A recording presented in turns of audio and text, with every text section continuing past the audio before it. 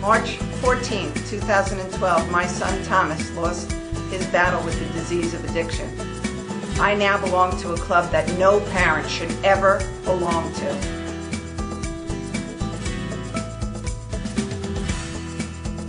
Do you know the signs? Do you know the trends that children are doing in today's world?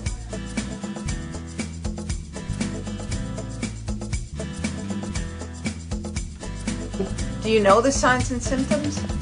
Do you know the signs and symptoms of drug abuse? I want to empower and educate Long Islanders by bringing a force of professionals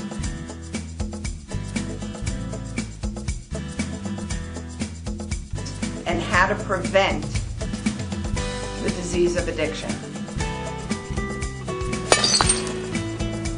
Long Island in Crisis. Good evening and welcome to Long Island in Crisis. This show is dedicated to the empowerment and education of individuals whose family members may be struggling with the disease of addiction or are struggling with the disease of addiction, or I do believe that every person in the United States needs to be educated on this disease because it is affecting everyone, everywhere. No one is immune to the disease, and it doesn't discriminate on who it attacks.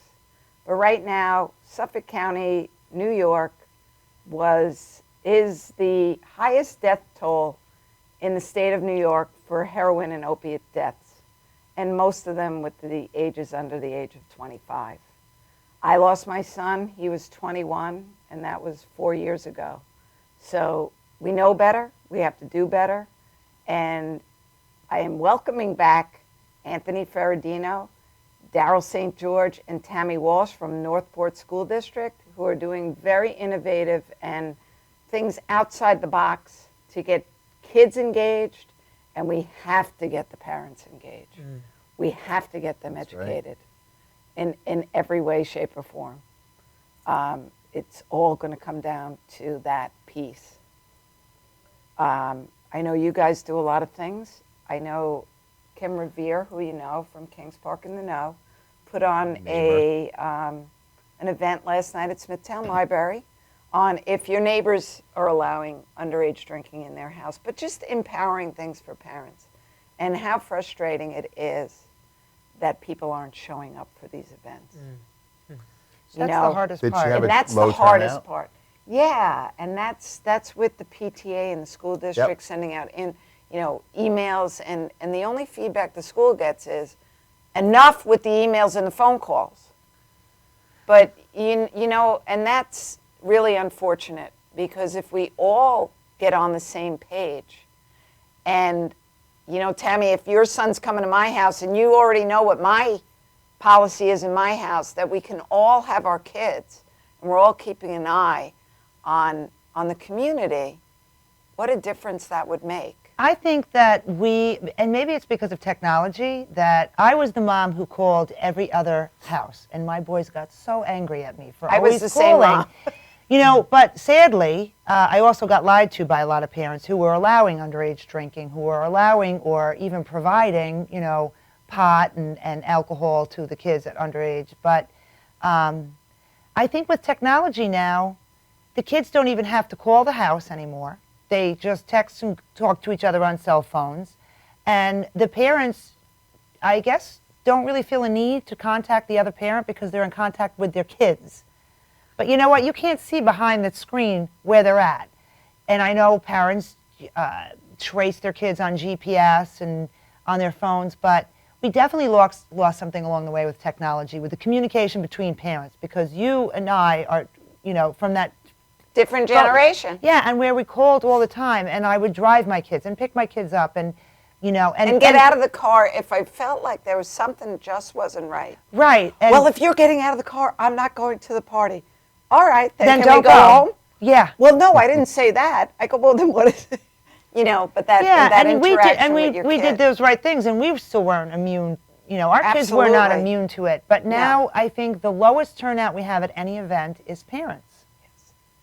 For whatever reason, I guess it's funny, my older son, who's now 27, so back when he was 16, said, Mom, don't you get it? It's out of sight, out of mind. So many parents just hand their kids money And it's like on the weekends, they don't want to be, they worked all week, they're tired, they just want to, if they can't see it from their house, it's not happening. And I believe sometimes that that's still the case. I don't disagree with that, and I think that many parents don't know how to handle it, and they just don't want to deal with it, and they just hope that everything comes out all right at the end, and they're kind of hoping and praying that everything's going to be okay, and it's not going to happen to their child. I know we always say that, and we always hear that, but it's so the truth, and then parents get caught up in a mess, and then they become paralyzed. Yes, They really don't know what to do, and by that time it's so late, and then they're just paralyzed. They don't do anything. I was just having a conversation with a parent about this the other day, about how paralyzing it is to when you're in that position where your kid's now using and you realize, I have lost total control over this whole situation.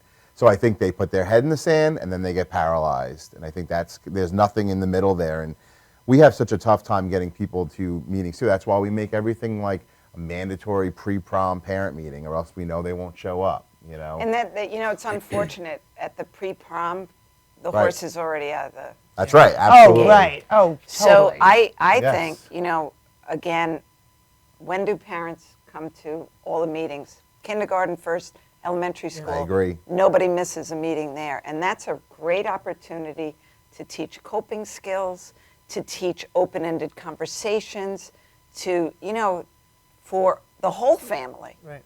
And then build on that.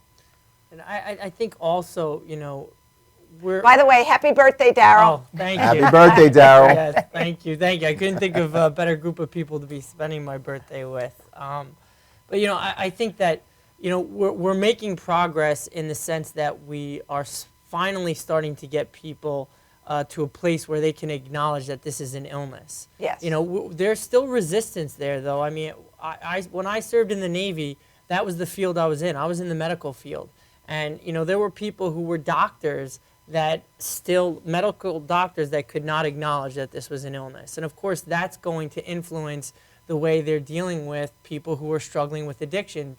But we are making progress on that front. People are starting to talk about this as a disease, as an illness. The President of the United States has spoken eloquently on this. The CDC is weighing in on this, the Center for Disease Control. But when you get to that place where you can acknowledge that this is a disease, I think the next step then is to recognize that the illness is not just affecting the person struggling with addiction, it's affecting the whole family. Yes. My understanding is that this is a family disease.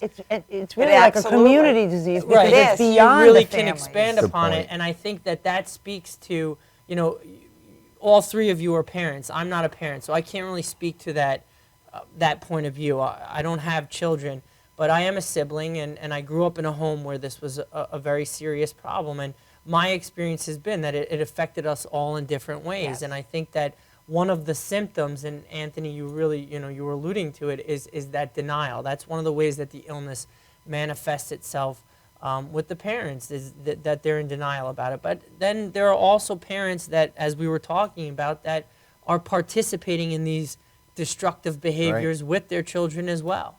And so that creates a tremendous obstacle for us in combating this problem. And then we find ourselves in these frustrating situations where we do these events and we all work so hard to do these events. And then when there's such low turnout, it's heartbreaking. And yet, despite the fact that there's this terrible turnout, just on the cover of Sunday's Newsday, as you were referring to, we see, and you mentioned the story about how Suffolk County has the highest death rate. So, where's the disconnect? Does it take a family to experience what we've Loss, experienced? right. To go through The ultimate loss. Right. But, this morning in Center Reach or wherever it was, a young 20-year-old mother lost her life with a DWI. Ran her down, took the pole down. Now everybody will say, well, oh, that guy's a real son of a... First off, there's many things wrong on that level because he's been convicted before of DWI. So on many levels, that's bad. But he's still sick with the disease that no one has addressed. Right. No one has addressed. Right. And I think that one of the biggest hurdles we still face is how much shame is attached to this disease. Because I just know from my personal experience that there are so many people who judge me as, you know, I just posted some stuff on Facebook, and, you know, a lot of moms that I'm friends with who have kids who've struggled and, you know, thanked me for posting it. And it wasn't, you know, it was something I just shared, I found, and that, you know what, we are good moms. We weren't bad moms. We were Absolutely. we were more, I feel like we were more on top of things than a lot of, you know, I always say, like, some of these kids, maybe the more they see in their homes, they come out less scathed than us who try. I don't know. They learn from their parents' mistakes. I don't know. But yeah. I do know that as much as I speak about it openly, I still have shame. It breaks my heart for my son, and I'm glad he's not here, and I'm glad he's out of here, because he doesn't have to be judged by his past. Well, you know, it's interesting because, and I speak of it when I speak, I miss Thomas, my son, every second of every day. And if Thomas the addict was standing here, I would tell him, I don't miss you any second of any one day. It's not the same person. It's not the same person. They're two completely different things. Completely. But I've also gotten those looks and different things. And I say to people, feel free to judge me. You don't know who I am. You don't know my integrity. You don't know my character. You don't know anything about me or my family. So if you have to look into my life, then there's something really wrong with your life. Well, I was going to say, it's like people who live in glass houses shouldn't throw stones, and I think a lot of times it is to deflect off of without a doubt what's going on in their own home, and like you're saying, but you were saying before, with the denial, but I think also comes with the denial that when you admit it, then all of a sudden it goes to that, right, and it goes to that shame then again, because then you are, if you're not doing something, you know, if you're not, and everybody has to do everything a different way, you know, like I was not a mom who could throw my kid out on the street, and when I did say go, it was the worst ever. Of course it was the worst ever. I did the same thing. And I was like, I'm never doing that again. Right, but when you know, you have to be in that person's shoes before you can say, I'll never. It's the same thing as the person struggling with saying, I'll never use a needle. Right. I'm never going to cross that line. And when they withdraw and they detox and they go through a treatment program, I'm never using again until they relapse. Exactly. You know? So, you know, one of the things we talked about in the last show was, you know, we kind of likened what we're faced with what was happening with the civil rights movement. Like, that's a parallel I make in terms of... Of course you do. You're a history teacher. Yeah, right. And I mean, and certainly I put it in that context, that historical context. But, you know, in that there has to be this kind of cultural revolution. Yes. And another parallel that I would make, particularly on the issue of shame and the stigma that's attached to it, is the AIDS epidemic, another epidemic. Yes. There's a phenomenal film, The Dallas Buyers Club, which is based on Oh my gosh, that was an incredible movie. Such a great film, and I highly recommend it. And the main character, played by Matthew McConaughey, again, this is a true story, is, you know, your typical Texan. And he has a very, you know, rigid point of view. He sees the world in black and white. And as far as he's concerned, you know, anybody that's afflicted with AIDS, it takes place, I think, in the 80s, yes, is gay or homosexual, and he has other words that he would use to describe it. And of course, he does a tremendous amount of drugs, he's sexually promiscuous, and what happens? He gets AIDS. And it takes that for him to finally start to realize, wait a minute, I'm heterosexual, I'm not gay, and now I have AIDS. And the people that are closest to him that he's able to rely on throughout that are many gay people. Yes. And so what happens is his whole point of view on AIDS begins to change, and his point of view on gay people begins to change. And I think that, you know, for me, the inspiring thing about that is if we look at, you know, where we were in the 80s when it was, you know, where we were with the AIDS epidemic in the 80s to where we are now, it, you know, leaps and bounds. It's tremendous in terms of, and we still have further to go. People don't recognize with the AIDS epidemic, but we don't look at it now as, you know, it's just afflicting gay people. And I mean, they called AIDS WOG, the wrath of God, because they believed that God was condemning gay people. Yes. And there's so many parallels I see to that with the drug epidemic, because you do still have that lingering point of view in terms of people who are addicts, the junkies. You know, it's that moral weakness, and they're making bad choices. Half the people that were in recovery. Right. That's right. That's right. They And have the no anonymity idea. have of no so many of these idea. programs, Right. which I understand the need for anonymity with like Alcoholics Anonymous and so many of these other 12-step programs. I get it. I understand it. But in part, that anonymity does somewhat of a disservice because people are closed off from seeing what you're talking about. Exactly. You know, and I know You know, that so film, The we- Anonymous, talks I about am not that, right? anonymous talks right. about that. So, you know, have the courage to share your Right. story. Have the courage to come out. Right. You see all the people, really old rockers now, right? Yeah. They're all, but people look at that and say, oh, they had such a great life, you know. That's, it's been glorified Right. for them. So just to go back, you said something very early on that I think is so important, and you were talking about prevention and teaching parents of kindergartners and first grade. And I think that's where that cultural revolution needs to start. Yes. It needs to start there, I think, instead of being reactive and trying to grab the high school Exactly. parents. And we still have to do that stuff. I think we have more, you know, vested Yeah. interest in With that. grabbing the parent of the kindergarten, the first grader and second grader, and teaching them the right way to have these conversations, the things to look for, whether it's self-care, and we're talking about, you know, Absolutely. like, and we just continue that conversation. It always seems to stop after that. You know, we tell them, you're going to talk to your kid about brushing their teeth and using the bathroom and using appropriate language and eating washing healthy. their hands. And what they put, yes, and washing their hands and then what they put into their bodies.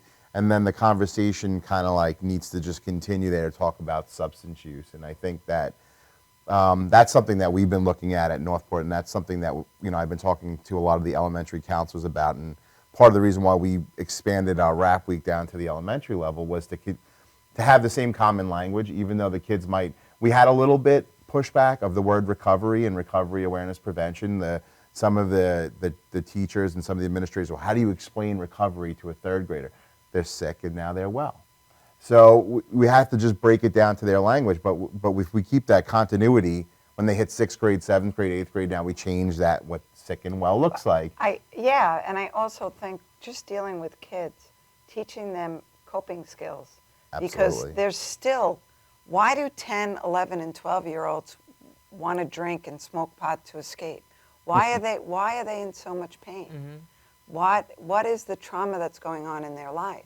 I think a lot, and I always go back to this, and you know what, I love technology, but we need to unplug. You disconnect to reconnect. You know, and we really do. And I think what happens is that the stuff that we do and are starting to do in the elementary schools is that proactive approach, but we are reactive in teen years. And we need to Absolutely. learn to how we have the conversation. We are lecturers and we're yelling, don't you be doing that.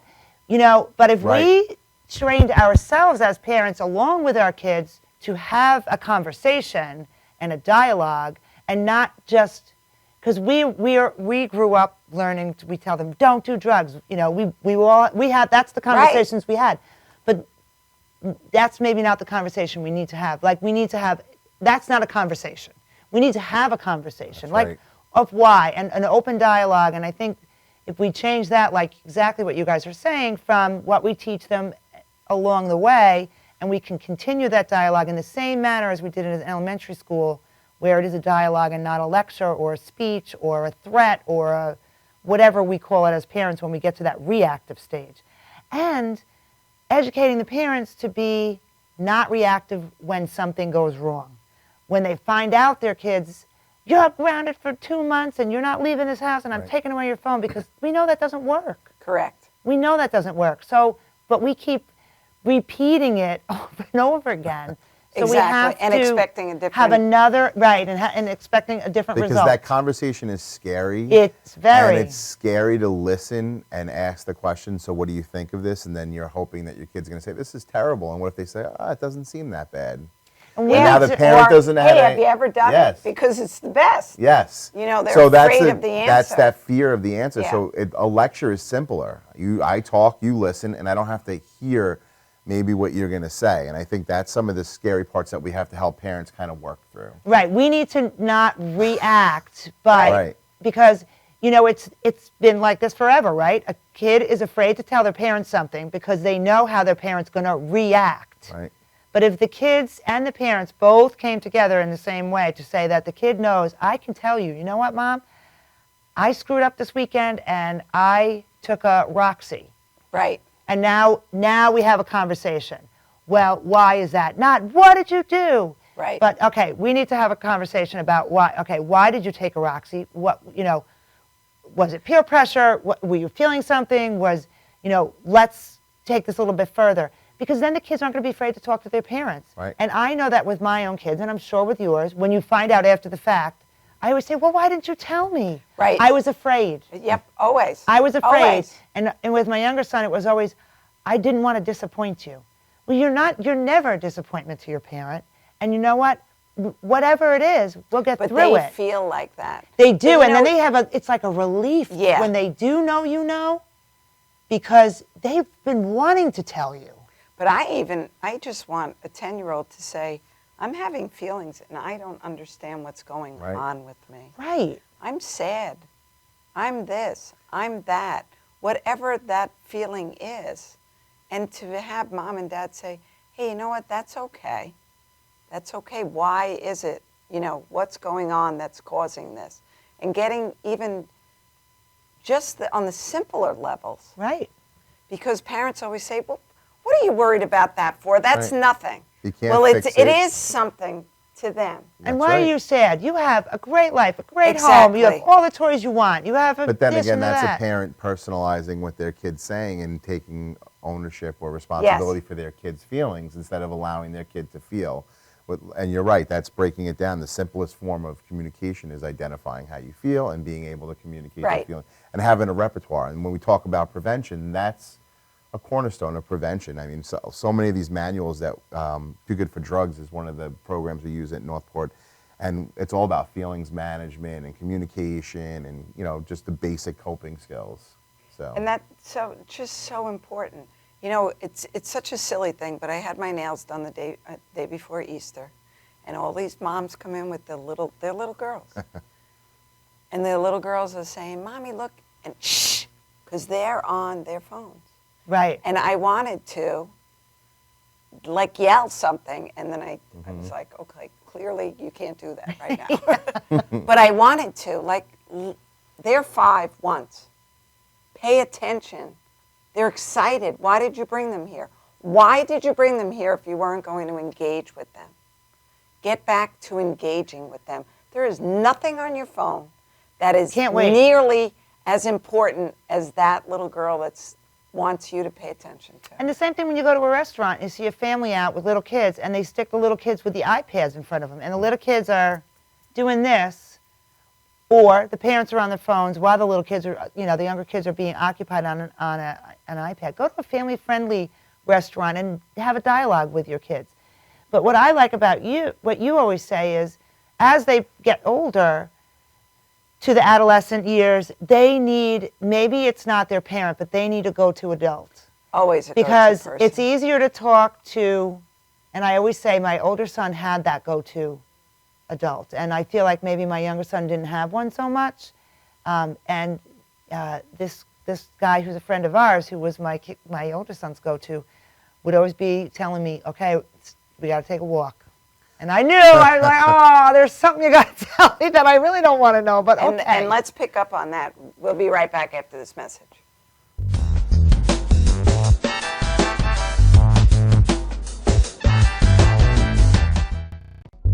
Welcome to Formula Auto Wash, where every day is a great day for a car wash. Open 7 days a week from 8 a.m. till 5:30 p.m. Sundays 8 a.m. till 4 p.m. Detailing packages for every budget, starting out at $29.99. 100% hand wash and detail centre. Hogshair and microfiber brushes and mitts. Proudly used in Ecolab Blue Coral soaps and waxes. Formula Auto Wash has served the community for over 30 years. Senior discounts all day, every day. Ladies' Day Wednesday, $3 off any wash. Early bird discount Monday through Thursday till 9:30 a.m.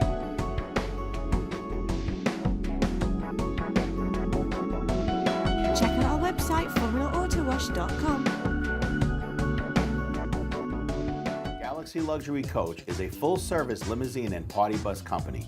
Family owned and operated, we are an industry leader with over 25 years of experience in providing best-in-class luxury transportation for your special event. Whether it's your precious wedding day, an all-day wine tour out east, your high school prom, that special birthday, or just an amazing night on the town, our professional chauffeurs stand ready to ensure your special event is truly special. Galaxy Luxury Coach has one of the largest and modern party bus fleets in the New York area. Our party buses are simply nightclubs on wheels. Concert sound systems, light shows, lasers and strobes, multicolor LED lighting brilliantly lights your party bus inside and out. For corporate and more laid-back events, we will cater to your specific needs and requests. What sets Galaxy aside from all others in the luxury transportation industry is our attention to detail in customizing our services to your special event. At Galaxy, it's all about you and your guests. Galaxy customers return time and time again because they know they can trust Galaxy to help deliver those lifetime memorable moments. Step aboard and let your Galaxy experience begin.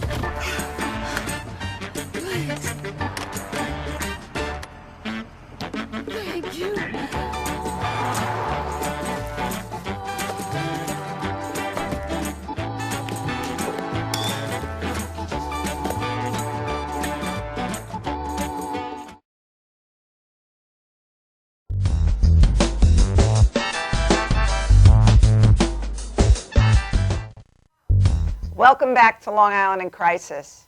So we're having a very lively discussion on how to really connect with the parents, with the children, and it has to be in every avenue. And how do you, if you're not educated, how do you recognize the symptoms? Because sometimes the symptoms, you know, why would a small child be depressed? But they are. Right. They are. There's plenty of them. Sometimes, yeah, there's plenty of them. And as a coach, do you know what the signs and symptoms of an opiate or pot or other things? Do you know what the signs and symptoms of?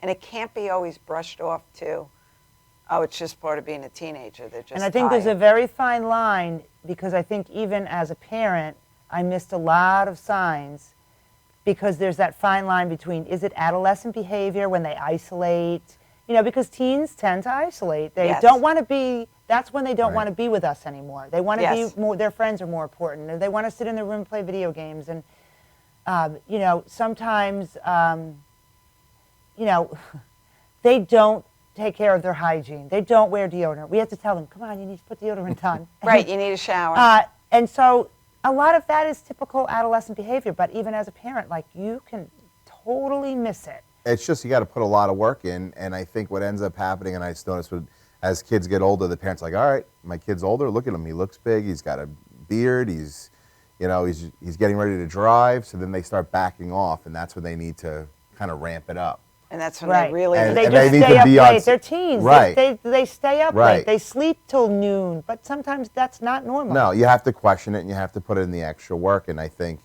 those are the things, whether it's normal adolescent, you got to rule that out. You got to say, is this normal adolescent behavior? Is there something else going on here? And you have to listen. We talked about that before. Like, you have to ask them a question and then listen to the answer and say, does that jive? Does that make sense? Or if you're a coach, you have to do the same thing. You have to pay attention.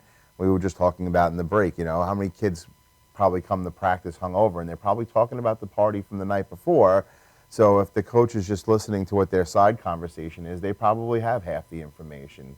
And then they got to do something with that. You know, they got to They pass do, that. but I also, you know, I also recognize that the parents of today are also not willing to cooperate with you as much No. as they No. are to come at you. And that's the attitude that really has to change also. And I know when I speak to parent forums, you are not making a phone call to persecute their child. You're trying to be a community and bring them information to intervene at the maybe the best time that you could intervene. But if you're, do you have fingerprints? Do you have a video? Do you have, did you have a warrant? Did you, no, not my kid? That's a lie. He said it wasn't his. No, just listen. Listen, take it in, and take a step back, and then move forward. It's Yeah, a so tough to- line. I'm It sorry, is a yeah, Daryl. very tough line. I would just add, because it sounds like we're talking a lot about how parents need to be more, loving and Not bashing understanding. parents, No, though, no, no. criticizing No. or judging. But I'm saying that the other side of it, and I think you're starting to get at it now, is there also has to be that element of tough love. And I Yes. think that, at least as a teacher, I know I've encountered those students when, you have a child that's struggling and is not doing well, and it's always painful to have to make that phone call. And particularly with certain parents that, oh man, I'm going to get a lot of grief on this. And it's very frustrating because the grief is going to be the result of the parent fighting you on that. Yes. But let's examine this for a moment. Why is it that this phone call is being made? Is it because I have, some kind of vendetta against your child, that I'm out to get your child, that I'm trying to Right. hurt your child? No, I'm making the phone call because your child is failing, your child is struggling. Academically, there's something wrong. And usually when there's something wrong academically, there's something, deeper there. There's another issue that needs to be addressed. And when a parent reacts and says, whatever, excuse that they throw at you, and they begin to attack you, they come at you, they're failing to see that sometimes tough love is what's needed. There needs to be that discipline, and sometimes allowing the kid to fail, or allowing the kid to face a consequence for not completing an assignment or not doing well with a project is exactly what they need. That's the lesson they need to learn. And I think, unfortunately, we're depriving them of that lesson. A lot of parents don't want their children to learn that hard lesson, and it's putting pressure on the schools, and the schools are caving to that. We've had discussions like getting rid of the idea of giving a 0 to a student, which is just an absurd thing. If a kid doesn't do an assignment, if there's nothing there, it is a 0. That's what it is. That's what it is. But- It's not on a curve, and it's a 60. Yeah. But this is, am I right? Is this not a conversation that's been had in our district? Sure. So you ask yourself, where is that coming from? And in part, I think it's that pressure. So, parents, I think, they have to balance. And again, this is coming from someone who's not a parent. So I'm very hesitant to say this, but in my experience as a teacher and as, someone growing up in a family that struggled with this, there has to be that balance of being understanding, being compassionate, being sensitive to what the child may be going through. But then also you have to strike the balance and have that, there's that discipline. There has to be a line. There has to be some accountability. I know it can't be easy to strike that balance, but, And It isn't. But, here's what I used to tell my children is, if you've truly been done wrong, right. I will be your best advocate. I will fight for you. But if you've done something wrong, I will stand next to you, Right. and I'll hold your hand Yeah. while you accept the consequences of your behavior. Right. Because that's what has to happen. Right. And I think, too, to hit on the point that Daryl's saying is, as a parent who's gotten many of those phone calls, sometimes it's not just you who's calling. Right. It's 9, there's 9 periods in a true, day, yeah. so you're getting 8 of those a day, number one. Number two, that parent probably knows there is an issue. Yeah. And, my relationship with the teachers, I happen to be, because I work in the district that my kids went, wore my heart on my sleeve, and sometimes that backfired in my face, because then my kid was judged completely different. Exactly. Because I admitted the fact that, don't let him come in this building. I know he was just smoking pot, and I left him at home. And I know he's walking here. Don't let him in the building. Like stuff like that. Like, I could do that, but I also know that certain teachers would. I knew what was going on, but I'm not going to spill my guts to you necessarily. You're Right. a total stranger, Right. And I appreciate your call, but sometimes there's an underlying reason why they're failing, and maybe I'm not willing to share that Right. with you yet, Right. because Well, but it's a different conversation to have with the parent on your end. I understand there is a problem and we're dealing with it, and I'll get back to you with further information. As an educator, I'm sure you could appreciate that call instead of, well, what are you doing to him? Why isn't, Right. Of course he's doing And his we get homework. Of course defensive. We he's do not, defend our children. When there's a problem Of at home, course. we do defend as a parent, and I think especially as a mom. I was just like, because you also are going through turmoil. But you know? that goes back to then what Anthony was talking about earlier, is that denial. Yes. And that's and that denial, I mean, it just manifests itself in so many ways. The denial manifests itself at Kim's event last night, Yes. where no one comes out. The denial manifests itself with that aggravated, agitated parent who's yelling at the teacher saying, you're failing my kid's not failing. Exactly. And since we're on the subject of failing, let me say this. I think I personally have learned more from my failures than my successes. That's the only way so you when learn. we start to talk about the idea of getting rid of zeros, of preventing kids from failing, we are depriving them of a cornerstone of any valuable education. And I can't help but suspect that in part is contributing to this problem, because what is failure? Failure is pain. People don't want to deal with pain. Why does an addict do what an addict does? Because they're trying to escape the pain. There's a wonderful expression that's used often in a lot of these 12-step programs. Pain is inevitable, suffering is optional. And I think that that's the root of this issue right here, whether we're talking about a failing assignment and a parent's inability to see that this kid is failing, or we're talking about the denial that the parents aren't coming out for that. At root, it has to do with this pain, and whether it's the parent or the child that's struggling, it's that inability to face the pain and deal with the pain, which is inevitable. It's going to come. And if you don't face it head on, it's going to turn into that suffering. But what an opportunity also to add to children. Tomorrow's going to come. And it's okay that we didn't resolve this today. Yeah. It's okay, because Right. tomorrow's still going to come. That's right. And we'll work on it, and it's nothing for you to worry Right. about right now. Right. We will work through this. Right. It may take some time. It's not going to be fixed in the next 23 minutes with time for 2 commercials, right? That's So we right. need to, those are coping skills, though. And again, we go back to coping skills. Right. And I think we need to reiterate that. I know that with my son, he basically used to self-medicate because of a bunch of different reasons behind where. And now, he still struggles with coping skills. And, he was out of work for a while and he was getting depressed. And I was saying, you know what, though?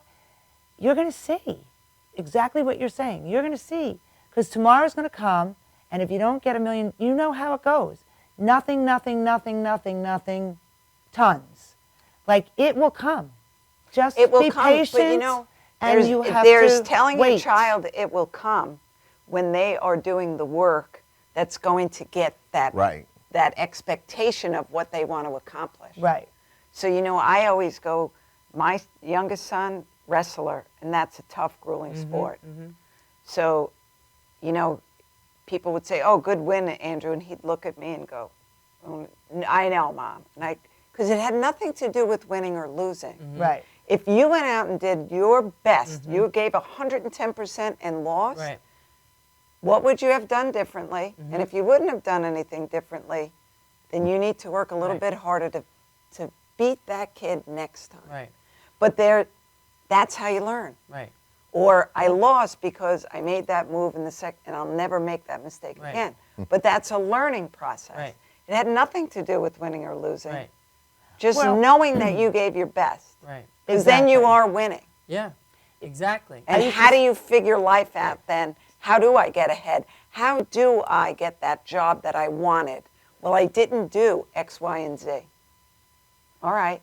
And sometimes, like I always used to say to my kids, look, if you try, put forth genuine effort and you fail, like a subject in school say, I would be so proud of you. But if you fail to try, if I know, so I could be prouder of somebody for getting a 60 than I could of somebody getting a 95. If that 95 just But came and there was no effort put in All whatsoever. Children are different. So, all my youngest son, too, when in ninth grade, he was on varsity wrestling and his grades. And telling you, I was driving home, I was going to choke him because he's a smart kid. So, see, it's a good thing he was the third one because you learn a little something. Okay, now, I typed up a contract with him that what I would do if he was struggling in any courses, what he was expected to do, which was all his homework, which was to have an 85 cumulative average. So he starts reading, well, you can't. And I said, what can't? I'm not doing anything to you. This is entirely in your court. Well, I can't get an 85 in math. I go, but you can get a 90 in English and an 80 in math. That's an 85. You can do the 85, or you will not do sports. I will show up and give you what you need. You need to show up and do the work. And going through the rest of high school, teachers would say, you know, he's not doing his homework. I go, 2 words you say to him, Andrew, your mom said the contract. And he'd be like, ah. Home rules contracts are great. Exactly. The Clearly define expectation the was on him. expectation. Right. We knew what the expectation was. If you want to participate in your favorite sport, then you will rise up to the occasion. Yeah, I mean, and that's really what it is right there. You're providing very clear expectations for him, and you're giving him an incentive to do well. And that's And really giving what it him comes all the down to. tools. I will provide Right. any You're other supporting tools. him. Yes. You're loving him. Yes. There's the key word too, and that's a word that is very taboo. We can't say that in education. There's certain words like love, things like that, and that's another thing that I would add. I feel that in education we need more character development. We're talking about starting at younger levels, but I also think that we need to add into education. And I think there was a time when we had it, but we've kind of lost it with all the emphasis on testing. We need to kind of bring back that idea of character education. And to me, people get so caught up in all the different fads in education, all the different strategies, but there's a very effective way of teaching, and it's been around for thousands of years. It's called the Socratic method, and it comes from Socrates, and it's all about asking questions. Just ask the right questions. You're not stuffing them full of information. You're just asking them a question, and you're getting them to think. And whether that's a teacher doing that or that's a parent doing that. And that goes back to what you were saying earlier. It's not the parent, yelling at the kid and lecturing the kid. Why did you do this? You shouldn't be doing this. Yelling, lecturing. It's asking the right questions and getting the kid to think. That's huge. That's important. And I think that, families are really struggling with that. And we in education are really being handcuffed. We're not being given the freedom and the empowerment to teach that way. It's so much pressure to review and just, again, like I said in the last show that we had, stuff them full of information. It's really more of indoctrination than it is education. We're not getting them to think. We have Tammy, I'm going to hold you. We're going to come right back after this message.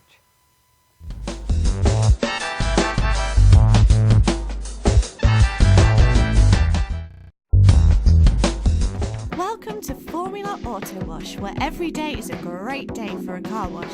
Open 7 days a week from 8 a.m. till 5:30 p.m. Sundays 8 a.m. till 4 p.m.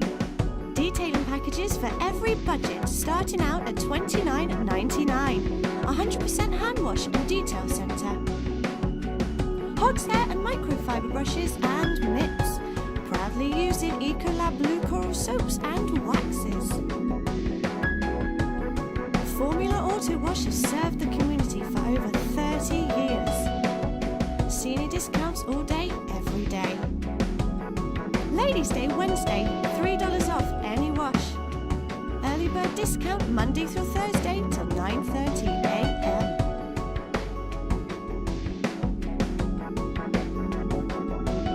Check out our website, formulaautowash.com.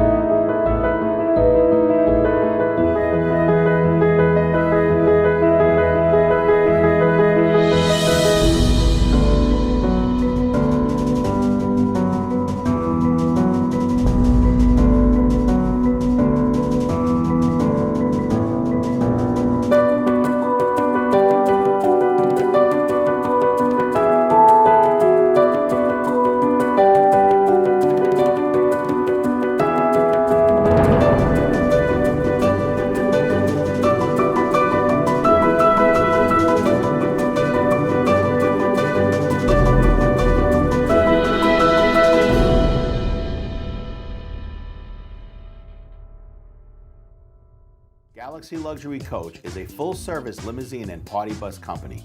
Family-owned and operated, we are an industry leader with over 25 years of experience in providing best-in-class luxury transportation for your special event. Whether it's your precious wedding day, an all-day wine tour out east, your high school prom, that special birthday, or just an amazing night on the town, our professional chauffeurs stand ready to ensure your special event is truly special. Galaxy Luxury Coach has one of the largest and modern party bus fleets in the New York area. Our party buses are simply nightclubs on wheels. Concert sound systems, light shows, lasers and strobes, multicolor LED lighting brilliantly lights your party bus inside and out. For corporate and more laid-back events, we will cater to your specific needs and requests. What sets Galaxy aside from all others in the luxury transportation industry is our attention to detail in customizing our services to your special event. At Galaxy, it's all about you and your guests. Galaxy customers return time and time again because they know they can trust Galaxy to help deliver those lifetime memorable moments. Step aboard and let your Galaxy experience begin.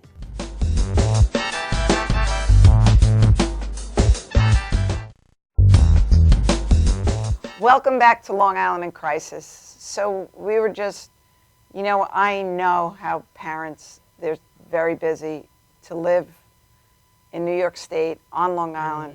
It's very expensive to live here. So we're working 2 jobs or more. And there are a lot of expectation and responsibilities. And for some reason, we're still trying to keep up with the Joneses. I don't really care what the Joneses are doing anymore. I just want to live in my world. But part of that world is, for everyone here to be, children need to be taught responsibility, consequences, and all of those, and a little bit of respect, especially for themselves. I think they need to add on to what Darryl was saying is that they need to do something, they also need to be a part of something that's selfless. They need to, so as what you were talking about with character education, I would love to see more volunteer work done by our kids.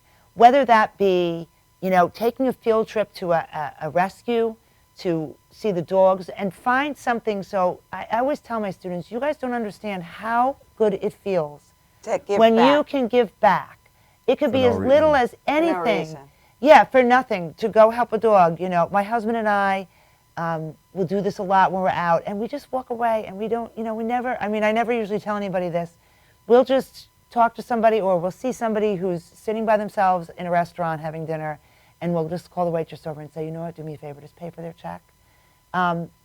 Because I wish you were at the restaurant I was at tonight for my birthday dinner. it feels good. It does You feel walk good. away and we high five each other and say, you know, what? when I feel grew up- great. It's like that's a bigger high Yes. than any drug could ever give you. And my niece and I go out to New York Bully Crew if we can to walk the dogs and just love them. And you walk out of there, you're like, that was amazing.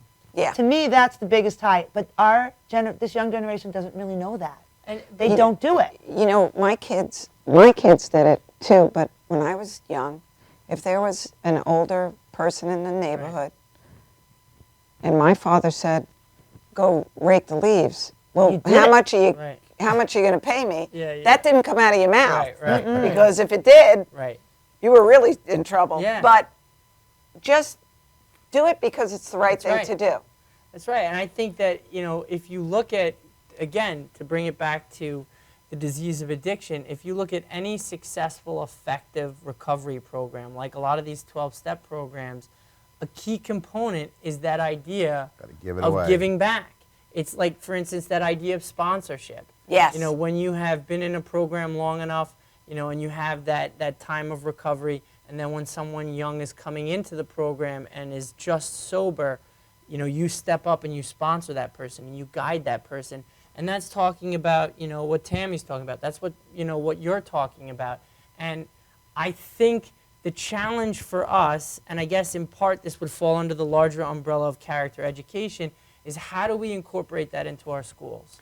I think we have to do that. And I'm Sure. going to say something that may be somewhat controversial right now. But I believe. I like it. All right, are you ready for this? I Gary's believe. controversial. He's 34 now. Exactly. Yeah, sassy. I'm getting a little Sassy. That's right. I got nothing to lose. But I believe that this is a sickness, and I know I'm not alone in this, but we live in a very secular society, which is why I think this is a controversial statement. But this is an illness that affects the mind, the body, and the soul. So if it is a spiritual ailment, that is another challenge that we in public education are faced with. Because how do you deal with that kind of spiritual piece to it? And I don't think it's impossible. I think you can still respect the First Amendment and separation of church and state and still deal with the spiritual side of it. Because, one of my favorite quotes is St. Francis, preach the gospel at all times, when necessary, use words. So it's not that I'm lecturing my students on faith. I'm not, regurgitating all of this to them. I'm living my faith. If I'm someone in recovery, I'm Yes. living my recovery. I'm living by example. And that, being that power of an example, is going to inspire the person to want to follow you in your footsteps. But also, again, going back to the public education system, providing the kids with opportunities where they can give back, whatever that may be, whether that's going to an animal shelter, whether that's going to, an elderly person's house and raking the leaves. We have the Northport VA in our community. I mean, Yes. there's so many opportunities. This is something you and I are going to work on. We've Yes. talked about this. Go to the VA. There's so much you could do at that VA. I mean, I could go down the list of things that we could be doing. In your own community, in your own any backyard. place, in your own backyard, always there's something to do. And when children are young, right, Anthony? You have a young son. My little guy's 7. But when Told me to kids say hello are to young, they want to do things in their community. Yeah. They Sure. want to help. They want to feel like they They're a accomplished part of it. something. And they're a part of Yes. it, yes. And then they're a part of it. That's right. They're And part we of could know, bring that something into bigger. the school. You we can, could you we can can. incorporate that from That- a young age to show them all the opportunities out there and get them to have the feeling of how good it feels to do good and to give away Right. yourself to somebody else who needs it, whether it's an elderly person, animals. We have a farm in our Northport right. village that's always looking for volunteers because it's a not-for-profit. So, we There's have a a lot hospice, of we have avenues Atria. to show. The And food if they pantry, saw yes, that, there's right, a lot of. and if they were brought up with that, because maybe, some parents don't do that. They don't know how to do that. They don't know where to start. And if we incorporated that along with the lessons And they of- don't, and it really is. It's not that they don't want to do that. It's not on their list. Right. Right, and they And don't it know all where to goes start. back to what's on the list. Right, Right, and if and we could help them get Yes. that Right. on their list, and even if we had an activity at the school where maybe we could get some shelter dogs to come to an elementary school or a high school, and the kids could just get the opportunity to, or just collect donations to drop off at a local shelter.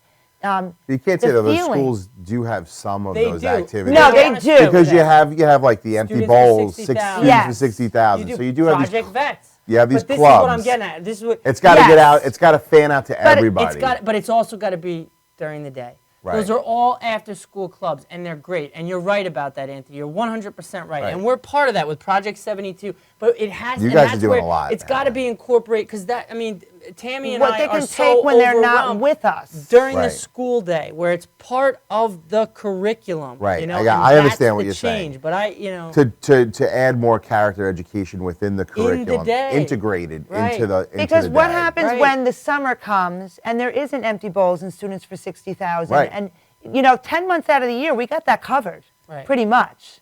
You want So- them to take that with them as part of their So Right. it's got to personality. be part of, Right. exactly, During the so summer that Part of when they their it graduate. isn't just if personality. there's a Yes. club, because we also know that sometimes students partake in a lot of activities. They're the jack of all trades, master of none, because Right. it's their resume to get into college. That's right. So But do they that- continue is the question. But What if we happens? build it from kindergarten on, then it is a becomes way of part life of for their them. character. That's culture again. again. Curriculum. Exactly. But again, when you give to other people, when you are in need, it's very easy to know where to go to. Mm-hmm. And we go back to our go-to people. That's right. And teachers Now and teaching. we've built a web, really, that, this net that they could sit and say, Sure. I'm having a tough time now. Yeah. You know? Right. And that's what communities do when we have spaghetti dinners, when That's we right. have everything. We have like 5 minutes or 3 minutes. Give me Project 72 for tomorrow night, Wednesday night, August 13th. Yeah. April In 13th. April 3rd, August 13th. We can go to August. It'll be Let's- hot. yeah. We can do it then, April too. 13th. In, where is it in Northport? Northport High School, so it's 154 cafeteria. Laurel Hill Road in the large cafeteria. Come through the main entrance. Everybody's welcome to come. Yeah. We are going to have a little icebreaker activity for the mixture of kids from the different school districts. And then we have Michael's Hope coming to speak. We have Paul and Trevor coming to speak. They are like our keynote speakers. One is a sibling that lost his brother, yeah. and another in recovery. We will also have Narcan training. So, and there will be other people from LICAD. LICAD. LICAD. There'll be other people from Michael's Hope too that will be around. So if the kids want to talk to them, because that's a nice group because they're young. So I'm hoping that a lot of the younger kids can connect with them again, because they're not going to be getting lectured at. It's going to be hopefully a Open- conversation then can start after they hear. And we want to their empower stories. them. We want to empower the students to take this by the reins themselves. I feel like there's a lot of adults taking the reins, and I feel like the students kind of sit back and wait for us to do something. And now we're just turning to them and saying, all right, what do you guys want to do? Like, what do we need to do? Let me We ask need you- them. They have the answers. Give us the answers. Do you and ever help just us. ask them, what would you like an event to look like? I have, and that's how I got started in all of this. Okay. And it evolves and it changes, and that the first thing we Sure. did was the book club. Yes. When my kids said, well, I said, we have no money, so you have to just like go with what we can do without any money. And that's where the book club came, which was very successful. And then we kind of got out of the kids. This next cycle of kids weren't into the reading part. Right. So it's kind of, we have to keep asking them. And I do ask them, it's funny, they tell us, I said, you guys are on the front lines. You're the ones who have to tell us what we need to do or help you with. And you're not rats. You need to tell us if somebody is in trouble. You're not telling on them. You're not getting You them may in trouble. save a life. Because we don't always know. We're always trying to cultivate that next level of kid coming. And for us, it's the high school. So we're always looking at the new ninth graders as like the new crop of kids that we're trying to cultivate into Yes. leaders. And we're always trying to get the seniors to pass the torch. I run a different club in the school than these guys do, but it's a leadership club. And that's what we do. I have the seniors there, the senior leaders, and they train the new guys. And then the idea is that there's some torch passing, and then the next leadership comes up. So like we do these music events, and then they don't like that much, and then maybe they'll like comedy next time, and you try that. You just Well, I'm sure they're all individuals, so they're That's each right. going to like different something else. and then you got to And capture it. You yeah. got to capture it, and you And got to then let you have them. to be tolerant of other Right. people's likes and dislikes, so you Right. all work Right. together and and form your own club. as a team, we sometimes just step out of the way and let them do the work, and that's the best way to do it. Just, what do you guys need? You need money. You need this now. Okay, we'll get you this. Here's your space. Now plan something, and that's where we're at right now. That's Project 72 is really a good example of kids kind of leading the way, and we're hoping to spread that now out to the other districts and kind of get a little like following of Right. kids that want to fight this battle. And I Little think bunch of advocates running right. around. Sometimes because of the culture change we need to make, and we know that we need to make from the elementary school and eventually right. it trickle up. But a lot of times in the high school, it's like triage because Yes. we Yeah, we well, I'm have- tired of doing we've- triage. Right, we've I gotten agree. there, and now it's not easy to get the really at-risk kids involved. Like that's, I'm always saying, oh, give me some extra credit if you come to, Yeah. and not No. that they all are, but there are certain ones that you really would love that you just try and get your hooks in, and and they talk to you and they this, but they haven't quite made that Connection. move over Yeah. to attending That's right. these types of events, So that's the challenge a lot of times being in the high school. And eventually with the culture change, we won't have to worry about that, I hope. But 7 p.m. tomorrow, come down. 7 Yes. p.m. Yeah, please come Northport High School. Yes. Come. We will have these three back again, but we're just trying to give an overview. What else can we do for our communities, for our parents? Nobody's criticizing, judging, or anything else, because you certainly can feel free to judge us for if that's what you think we're doing. We're trying to empower you with new ideas in which to raise a family in a very challenging environment and time really in the world now. So please, we hope to see you tomorrow night at Northport High School, and look out at thomas'shope.org. If you can email me there or reach out on Facebook. Anybody else in a different part of the state that would like to have some of these ideas for their school district, please feel free to contact, and I will get you in touch with whoever you may need to.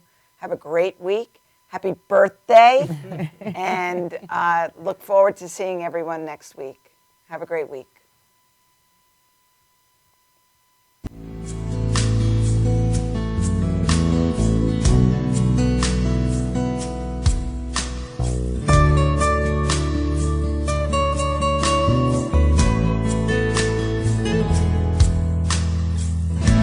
Another dark hotel room.